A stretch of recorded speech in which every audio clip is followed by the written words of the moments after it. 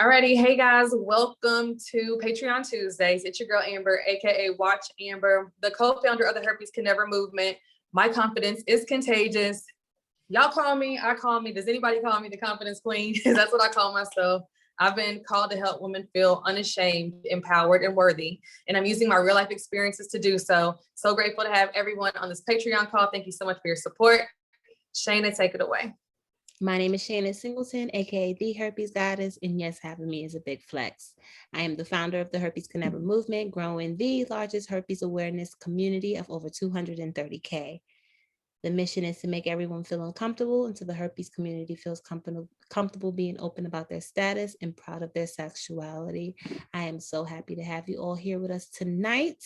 Just want to throw it out there that I am in my son's room. Yes, his own room at his grandparents' house, y'all. So I'm spending the night over mom's and I'm making sure I get this done. But that's why you see Root right there and what was like the action figure bedspread. Yes. But tonight we're doing something fun, something special, and we are having a watch party. Yay! We're gonna watch TV together. What are we gonna watch? We are going to watch, let me go ahead and share this screen, okay? We're going to watch a Red Table Talk episode today, Secrets to Surviving a Narcissist in Your Life. I know, I wish I would have saw this a few years ago. What? We probably still need to saw it. We could still watch it now. I know, right? You ain't never lying. Because narcissists know how to creep up into your life without you knowing that they're a narcissist. That's why they're narcissists.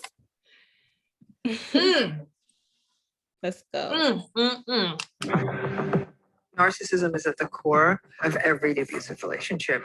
The only thing you've done without my help is get sick. I've seen it. It's awful. Gaslighting is like a main narcissistic trait. You are so confused. Don't act crazy. Dang! It could be your parent, your adult child, your spouse. It could be a boss in a job you need to keep. She cried herself to sleep. You were hurting them. Possible. Not possible, definite.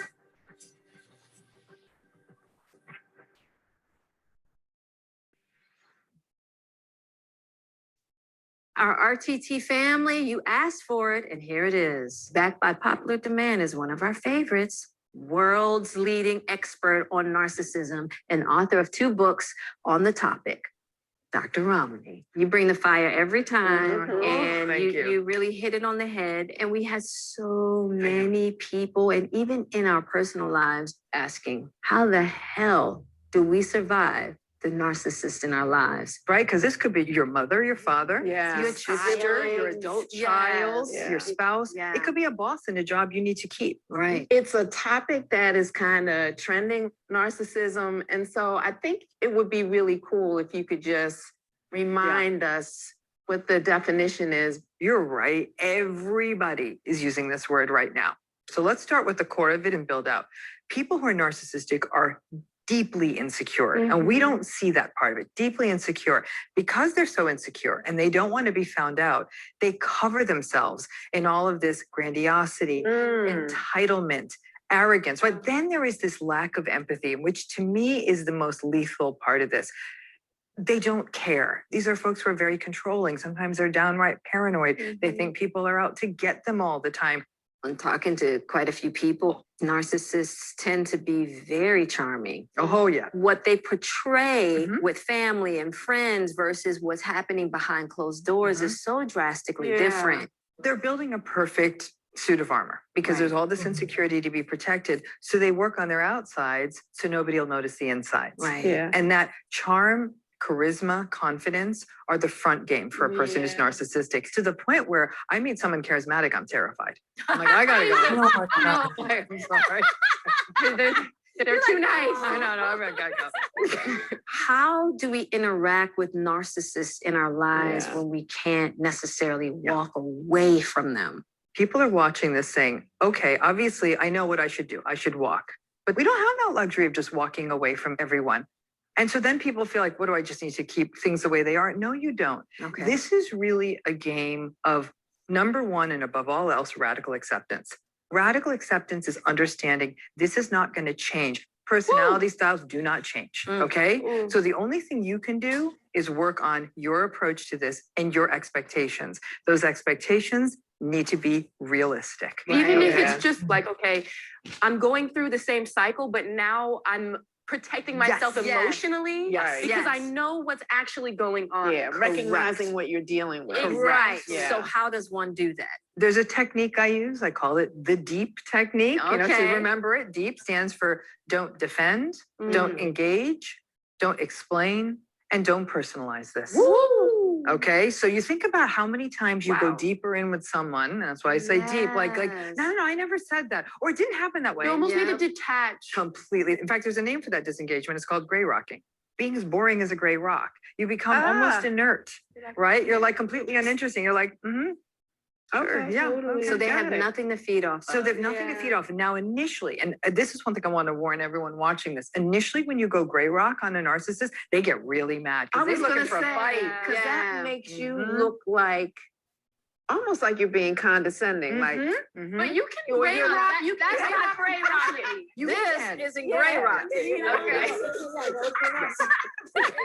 Because you're not No, Gammy. something we call narcissistic supply, feeding their ego, whether it's with validation or with arguments. Yeah. Because for narcissistic people, winning is everything. So if you don't give them the argument, they're going to lose interest in you and move to the person they can have the argument with. Wow. That's it.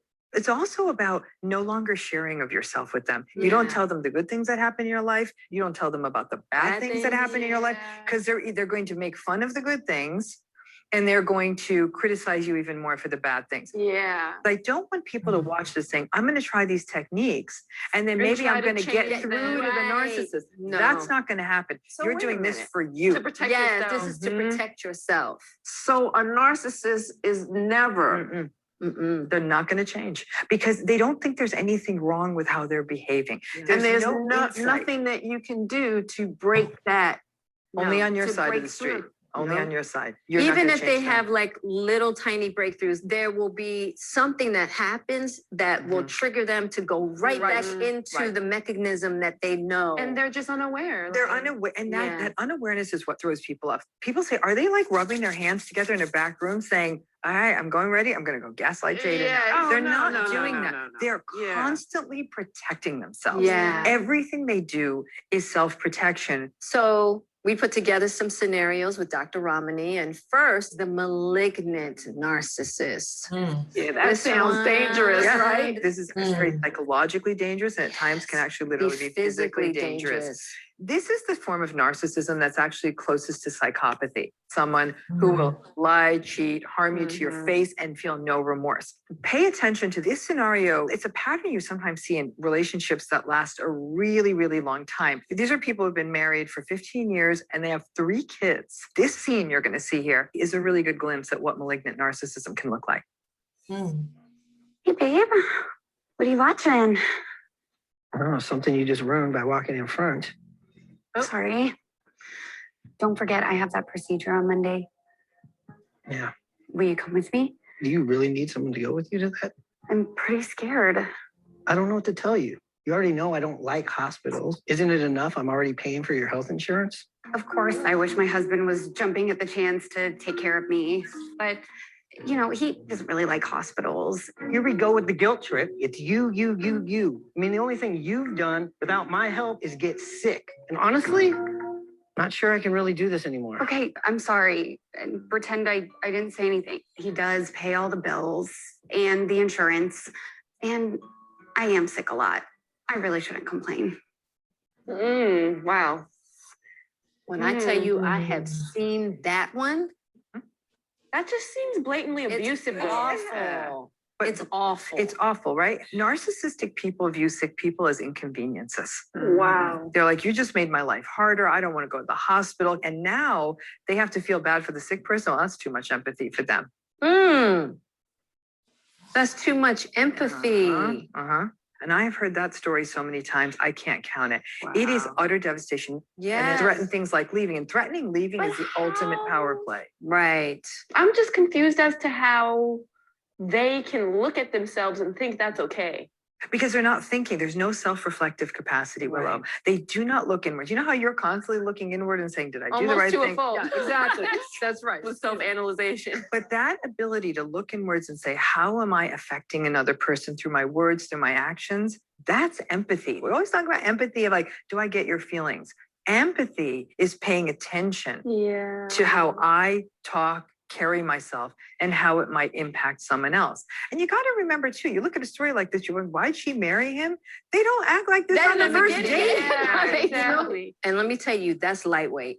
Yeah. What we just saw right there, that is lightweight. And you said you've seen this. What happened? Unfortunately, I had to distance myself from my girlfriend and her husband because it was just too brutal to watch. That's why it's so upsetting because, you know, I've seen it. It's awful. Yeah. And it can be so insidious. And I think narcissism is at the core of every domestically abusive relationship. Absolutely. I do. Yeah. Emotionally abusive relationships All. and physically abusive relationships. I have to agree with you. Yeah. That makes Yes. total Yeah. sense. I never even thought about. Because even that lack of empathy, like Yeah. to see someone being so physically hurt and to keep kicking them Doing while it. they're down. Yes. The domestic violence folks say, instead of asking why she's not leaving, let's question his behavior because that's the right. problem. Right. So what do you do in a scenario like this? So remember, we've talked about this idea about going deep, right? Not defending, not engaging, not explaining, not personalizing. Right. The not personalizing is really important here because people say, well, this is personal. I know. Right? Yeah. There's It's a- her husband. It's her husband.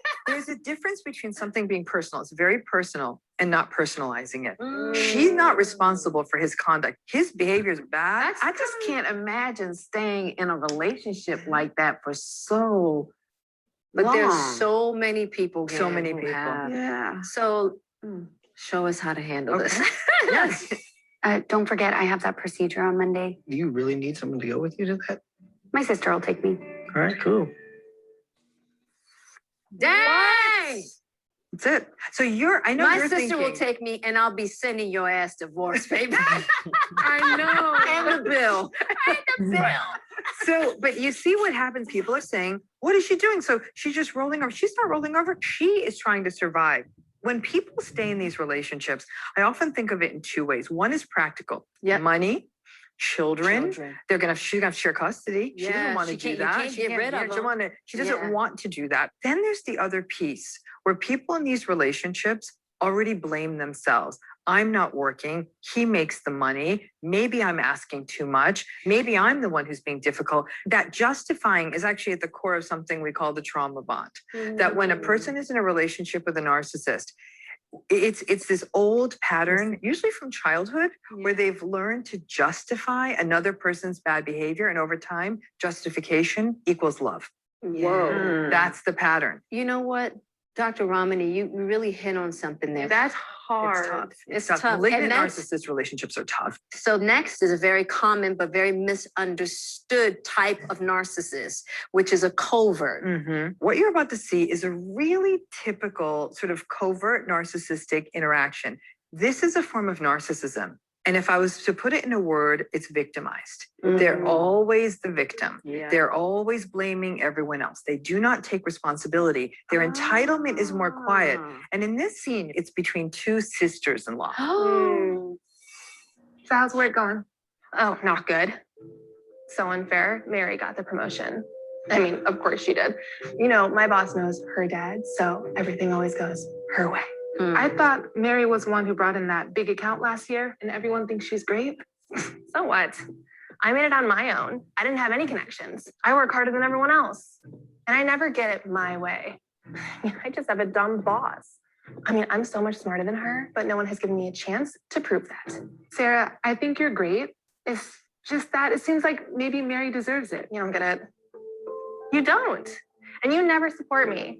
How can Sarah say I'm not supportive? That really hurt my feelings. I feel like I spend 90% of my time listening to her complain.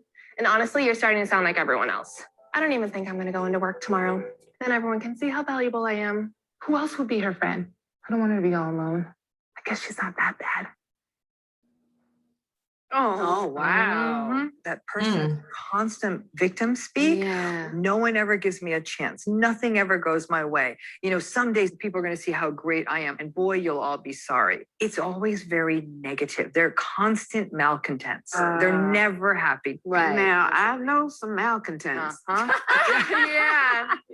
And a lot of malcontents are covert narcissists. Oh, this restaurant's too crowded. This restaurant's too empty. Ugh, this view is terrible. Nothing ever makes them happy. Wow. So what are we supposed to do when we The number one thing you should do is really avoid the temptation to rescue them. Because a lot of people almost want to jump into shrink mode with them. No, you're really great. Or, oh, let me see if I can fix this. You don't like this restaurant. We could go find another. See what I'm saying? A lot of people fall into that rescuey place. Totally me. Yeah, that's what I was about to be like, that's me. But if it's a family member, you feel like you have a responsibility. Like even when I Help was rescue them. Right, but here's the thing, you never can.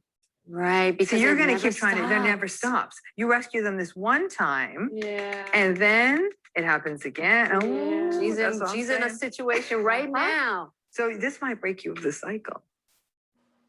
Because it's going to get you nowhere. Right. You see what cycle you're in and how it's been frustrating, how it's taken up so much of your time. Right. When that person is just when I was watching that, in my mind, I'm going, just, be compassionate because, she's going through something. Right. But see what the sister-in-law was saying at the end. She's saying 90% of the time, it's me listening to her stuff. So it never ends. When you fix one mess, it's always the next mess because they always feel life is unfair to them. Only them. And Yes. they need them. Almost they enjoy being in that Oh, heck yeah.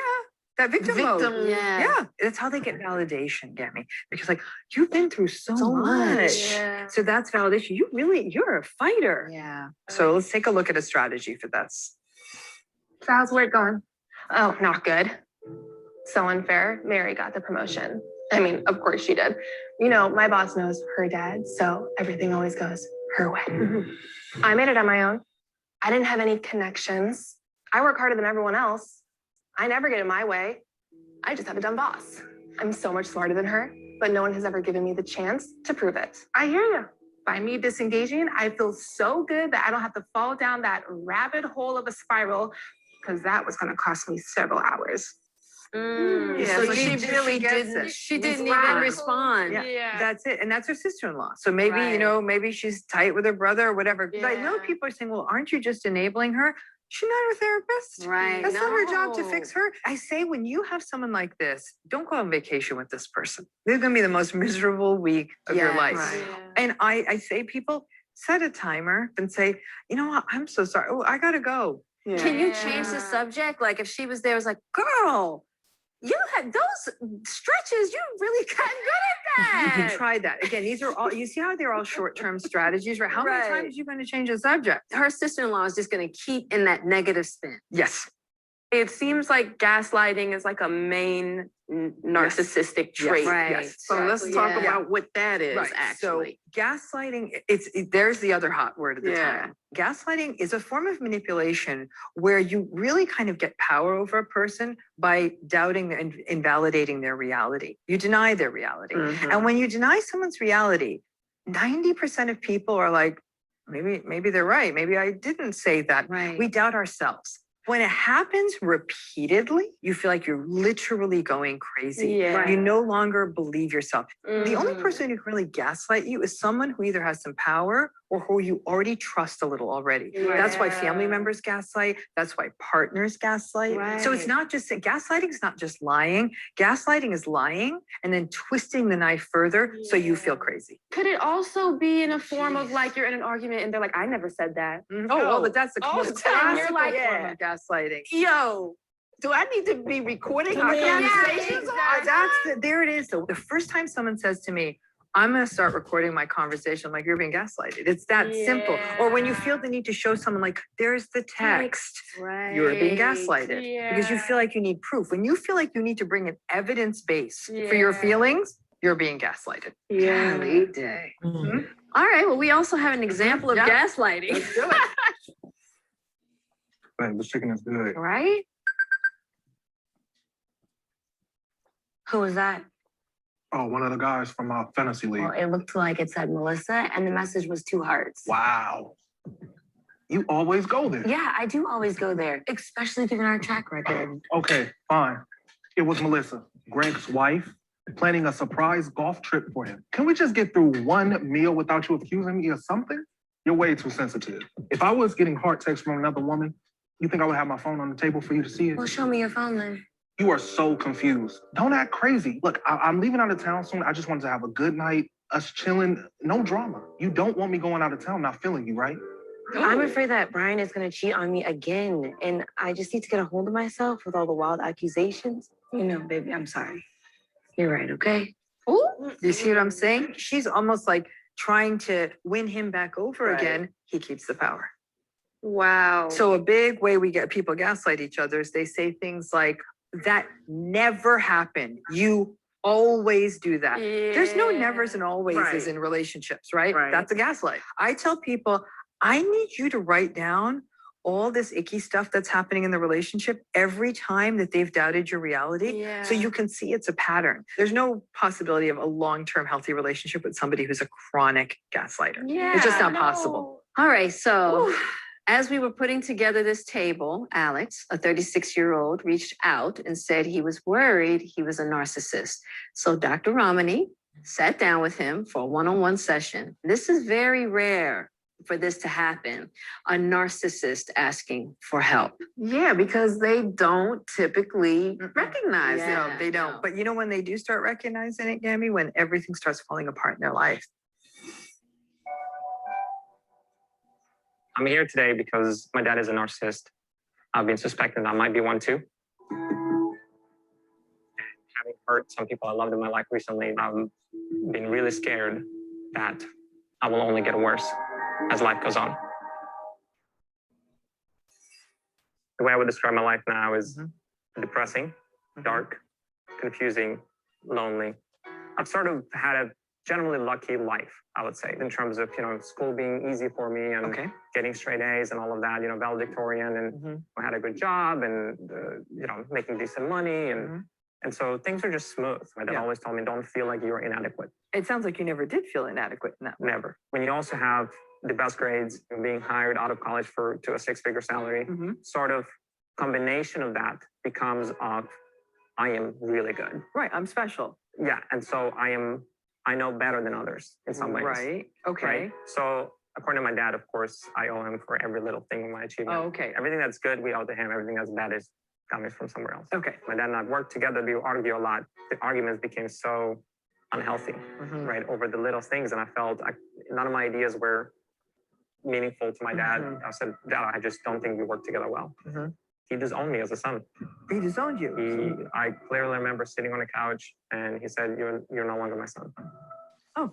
I didn't know anything about narcissism at the time, but what I understood is that my dad can be extremely cruel on a dime. You pushed back on what your father wanted. You said no, first time ever. And he abandoned you, he rejected you. I think he wanted me to feel very guilty. He wanted to control you again. That's when I started sort of seeing some signs of, how do I say, like the after effects of growing up in an environment. It's hard for me to tolerate bureaucracy. Okay. It's hard for me to tolerate incompetence. I get hired to a corporation that has a big structure. I'm working for this Fortune 500 company. And I feel like a number. And to me, it's like, okay, this is stupid, this is wrong. And it's really, I'm very impatient. Yes, everyone you encounter every day of your life was shaped by their parents. You so far laid out entitlement, I'm special. Yes. Arrogance, sure, I'm better than this. And contempt, this is stupid. I don't see the point in this, right? So you're stacking up the logs here. Oh, it's great, yes. I think at some point I got fired from 5 jobs in a row. Why would you get fired? Insubordination, wanting to do things my way only. One time I tried to get my boss fired. All those jobs you were at, where you were insubordinating to people or mistreating them, you were hurting them. They went home. Some of them cried. Some of them couldn't sleep. Some of them couldn't function, couldn't pay attention to their kids because they were thinking about how you behave. Possible. Not possible. I would say definite. And I never had a single thread of remorse about it. Okay, so I had no remorse about the fact that I was ruining people's days with my conduct, and honestly, no empathy for how your conduct affected those people in those jobs.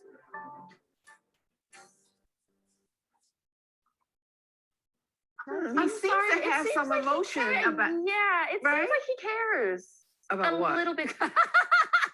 Well, it seems like he cares Or maybe- about his behavior. Or maybe how he's being perceived. Exactly. Yeah. He cares about how he's being Cares about he's being perceived. perceived. Was he worrying about those people who No, were he getting was hurt at worried work? about having to hear about how you were perceiving his actions. Yes. Is it some of that insecurity coming out though? Because Heck yeah. even the way that you're describing it seems more of an anger and less of a sadness. When I looked at his eyes, he looked like he was about to cry. Yes. Yes, He you know was. what I He was. mean? I was there. He was. Absolutely. Yeah.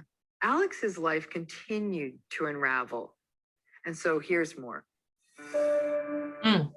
You know, I meet a person of, you know, love my life, and, you know, everything's going great. And then I think 3.5 years down the road, you know, she starts having conversations with me. She feels abandoned. She feels like I don't pay attention to her. We were considering marrying. We lived together for a long time. We got a dog together, and she was very caring. She's very empathetic. You said she showed you a lot of empathy. Did you show her empathy? Oh. I showed her love at the times when I was there, but the amount of times I was present was not a lot. Right. So it sounds like you showed her love and it was convenient for you. I would, yes. So, yes. I think that's the ugly truth of it. So in essence, you were the one who got to eat all the time and she was starving to death. Ooh.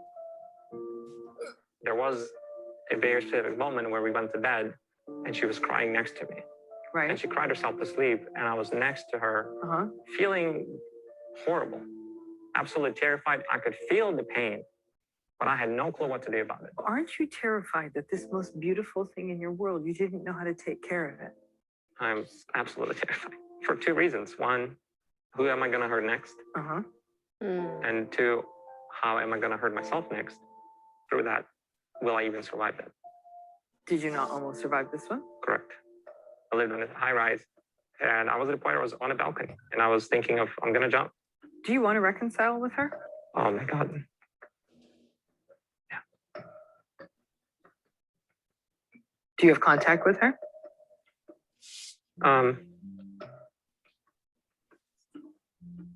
She changed her number and email. For someone to change their number and email after a breakup is not a good breakup. You may have hit what I call that proverbial narcissistic rock bottom, where nothing ended up working out. And I have to tell you, this is a very perilous space, and you've already walked one of those paths. You almost thought that this was over for you. In listening to you talk, what I've sort of observed, there is certainly a pull to seek out validation, to be recognized for what you've done. You want that. I've got to say, if I worked with you, the irony is, I'm like, yeah, I don't trust this guy. I don't like this guy. But the overall feeling I was having for you is pity. I feel sad for you. I feel sorry for you. And that, to me, is dangerous. And I'll tell you why. Let's say I'm a woman who meets you. I might say, like, okay, there's something really uncomfortable here. This person's quite egocentric. They're very arrogant, but I feel for him. And they're going to want to rescue you. And that, Alex, is the ultimate manipulation. Ooh. Wow. I was having a day. Yeah, you were. You really were. It's so hard to, because I see the pain in his eyes. You're right. Like I see that I he's agree with her. actually struggling. But he's a rare one because at least this is a narcissist at a rock bottom because he has, to me, a lot more self-awareness than what I've seen. That's right. And probably because he lived it. He went through it with his father. Yes, Yeah. but usually many people who are narcissistic had narcissistic parents. That's not unusual. That's very interesting. You can see that he's just disconnected in a way that he can't understand how to comfort connect in a someone. way. Correct. to And that make it kept work. going and going until it blew up for him. Do you have any other questions for me as we come to the end of this? Do you feel there's hope? You know, I actually feel that there's, I'm going to say there's conservative hope. And here's what I mean by that. I am not a big believer people change much from these patterns. I'm going to be frank with you. It's like literally climbing up a I greased agree with you. pole. It really, really is. You have to, every time you speak, every time you're with another person, you have to be mindful. You have to be aware. You have to be empathic, compassionate, respectful, reciprocal. Pay attention to how you're affecting them. Genuinely care about what they're going through.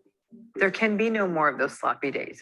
There can't be the days where you are literally not paying attention to a partner who's crying next to you in bed. Do you really think you can do that?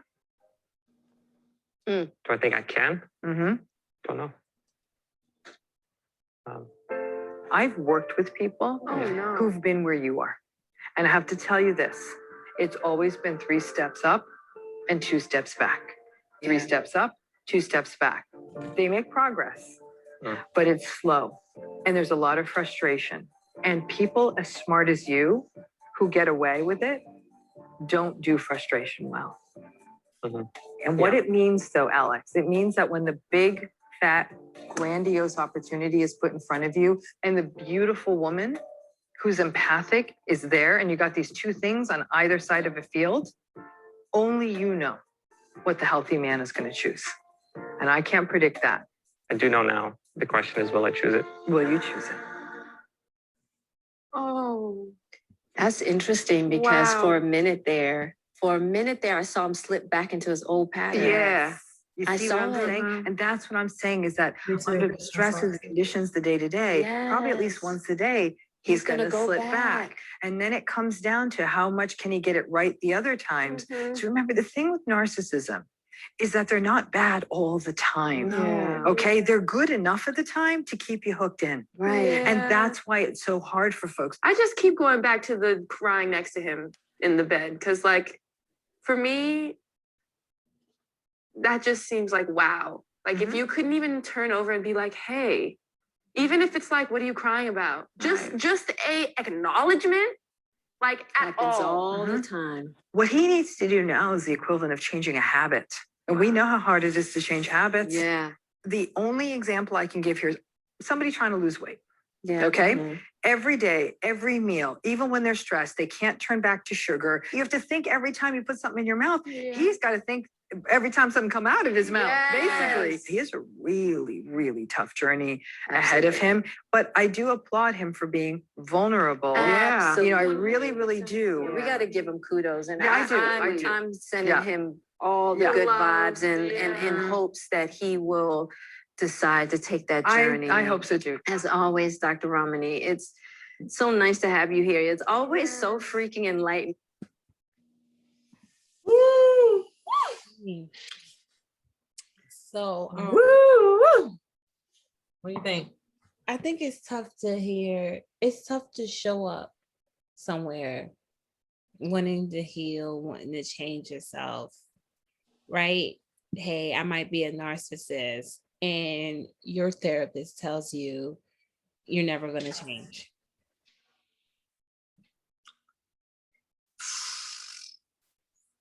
What? I mean, Why am I here? You know what I'm saying? So that's how you felt when she said that? At that point, at that moment, it was like, it was kind of defeating. It was like, what am I doing this for if I'm never going to change? Right? It's only going to get worse. She's like, it's only going to get worse from here. I'm like,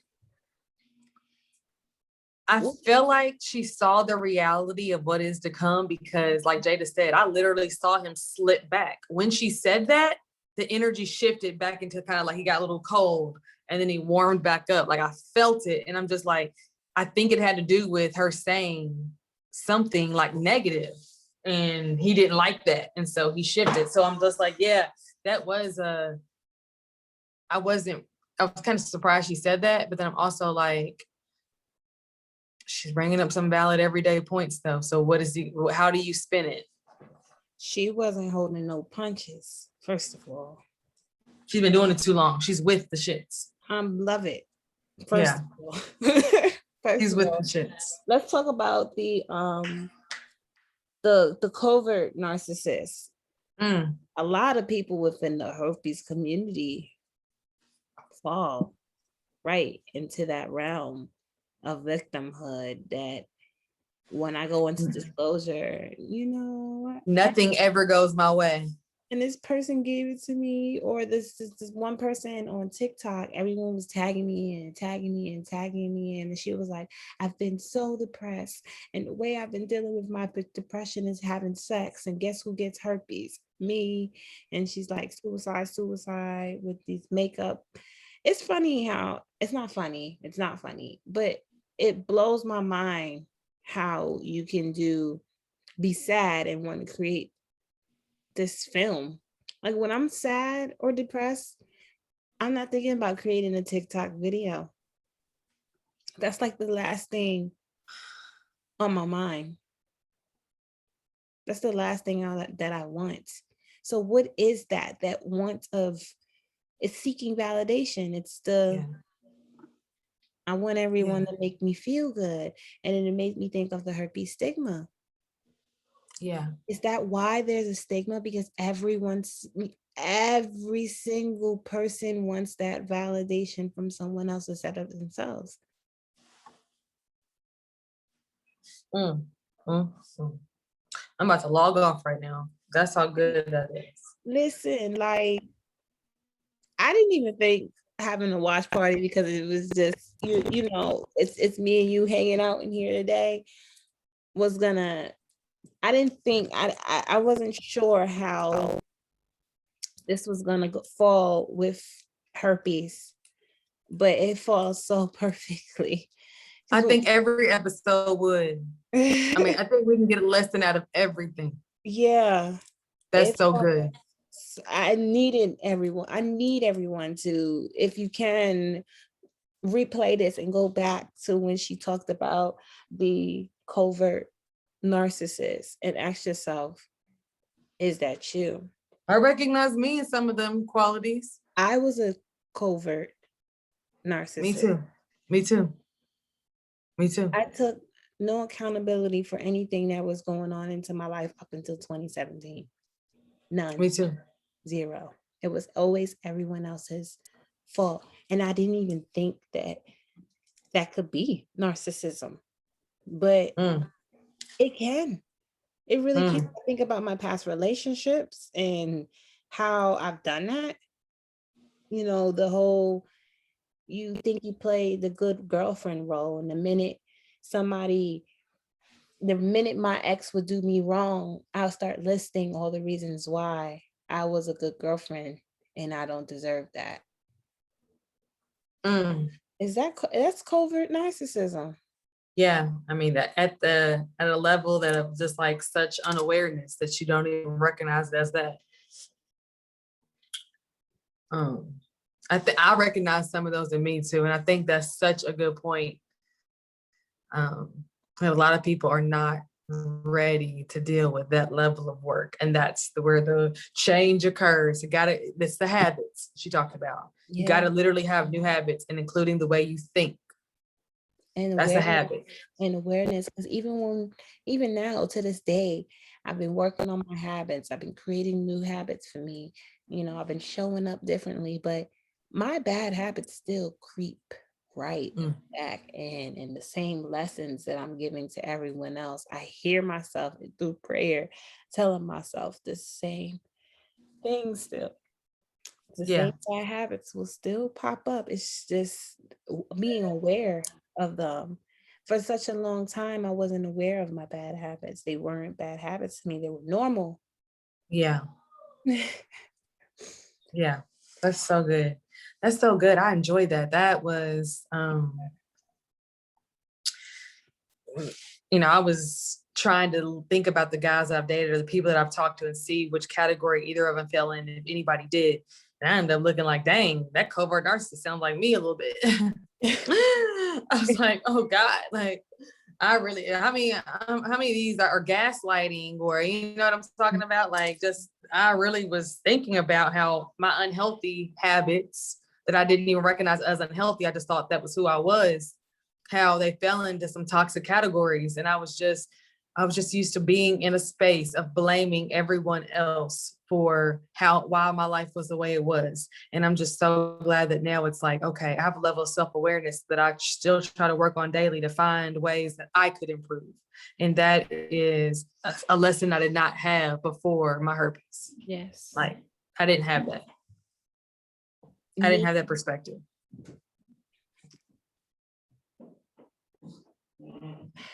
I hope that I do enough work with my relationships, like as a daughter, as a mother, as a sister, as a cousin, as a friend, in those relationships to work through my bad habits and my covert narcissist traits enough so that when I am ready for a relationship, old relationship habits that I haven't had an opportunity to practice because I haven't been in a relationship don't start creeping on through. Facts. And then I'm like, I've done all these healing. I jump into a relationship and it's like a whole new ball game. 10 bags worth of shit that I need to unpack. It will. That's inevitable because, you know, as being in a new relationship myself, it's just like I've healed a lot and it shows, but there's only certain triggers that being in a relationship can bring up. There's only certain spaces that can affect, only certain situations that can affect certain spaces inside of you. And when you're in a relationship, that's when those spaces get illuminated and you start to see some cobwebs. Can you explain what spaces they are there? What spaces? You know, like, I feel like the closest relationships to you are mirrors. And so I feel like when you have people that are, so you can have associates, you can have colleagues who are reflections of you in a way. Then you have those few people who are super close to you, like a romantic relationship, like a maybe super, you know, maybe even our connection as well, who's like the 10x version of the mirror, where you can kind of see way more detail than you can see from a regular mirror. So what a relationship that close to you, it shows you what even a regular mirror won't show you. And so those spaces are different based off the person. For me specifically, I can say that those spaces are, okay, I have an aggressive disposition about myself that in a relationship that I don't necessarily have outside of a relationship. I have a temperament of myself that's more loving and empathetic and agreeable understanding that I don't take over in a relationship, because in a relationship, I was emotionally abused, I was verbally abused, and at one point physically abused. So I still somehow sometimes associate who's ever in that place and as a romantic partner in my life, that I always have to make sure they know that that's never going to happen again by my disposition and tone, when deep down, I love this person, or I like this person, or I want to be nothing but understanding and agreeable in the same way I am outside of a relationship to them, and give them that same empathy and understanding as we get to know each other. But sometimes that doesn't always rear its head because old habits start to come up until it takes a person that says, I feel like you're coming at me like this, and I can understand how and why, or even getting me to say or even reflect on that as being a part of my reality, that I really didn't ever had do that level of work before being in a relationship. And so guys in the past, we never had this level of talk. It was still, and it would be an argument because I would be either maybe blaming him, or I would not be able to receive it, process it, think about it to be, is that true? Understand it and know myself to know how I act outside of relationship, how I am acting now, compare those two. So that is the work, that because I was doing that other work that you're describing in those relationships, that allows me to be mature enough emotionally to say, yeah, that is my role in this. It isn't just you doing all the things that I don't like you to do. I am showing up like this. So there's a wire crossed here because I don't want to, but I'm doing it. So why? And so addressing that. So like it's all specific to your past and your, like she said, your trauma bonds and what that trauma was. That's another thing, trauma bonds. Girl. Get into relationships because of trauma bonds. That is the most toxic things you can do for yourself. Maybe we need to talk about this tomorrow on Healing Wednesdays. Yeah, we need to talk about trauma bonds. I think tomorrow. That needs to be. That'll be our lesson. And we can message Euphoria and be like, oh, she has breath work. So I mean, I guess she's wanted her chakra thing. So yeah, that's working out. So yeah, that is that's just, like herpes. Let's think, because we both have herpes. We both don't accept it. We both don't accept ourselves. So I don't know. And I'm thinking, gaslighting made me think about how I feel about herpes now. Okay, explain. And telling somebody it is not your herpes.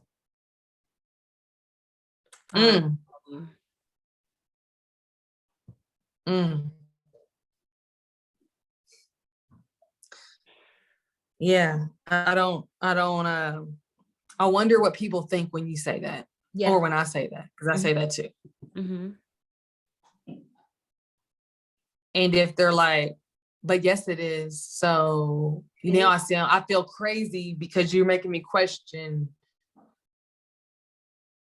me thinking that that's what it is. But that's what we want to question, you thinking. You know what I'm saying? And yeah. Like, I want you to question that, because something as little as a virus should not have so much power over your life. So I want you to question it so you can realize how minute herpes is, and that maybe you do have some other shit you need to unpack or need to look at to know or to believe that it's not your herpes. Yes. So the feeling of being afraid to disclose, that's not your herpes. The feeling of someone not being afraid that somebody not wants you, that cannot be your herpes. Why are you afraid somebody won't want you? What is it about you that you don't want, that you're rejecting? It can't just be the herpes. It cannot. It has to be deeper than that. People have to be willing to get that level of real with themselves. Are you gaslighting yourself? Can you gaslight yourself? That's another question right there. Yes. My short answer is yes. Girl. Gaslight yourself. I need short answer that in a poll.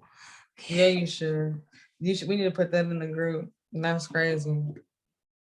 That's good. That was amazing. To end, I'm going to stop the recording now. Okay. Love y'all. We love y'all. Thank y'all for watching. Herpes could never. Ever. That's on Mary J. Period.